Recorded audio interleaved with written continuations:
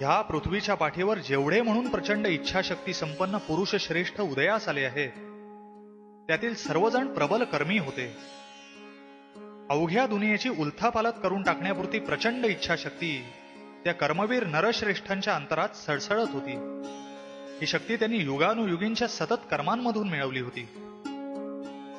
आपण जे काही झालो आहोत ते आपल्या विचारांचेच फळ होय. म्हणून तुम्ही काय विचार करता याकडे विशेष लक्ष असू द्या.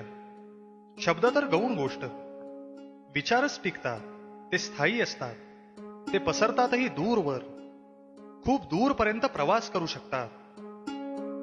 आपण केलेल्या प्रत्येक विचारावर आपल्या चारित्र्याची छटा पडत असते.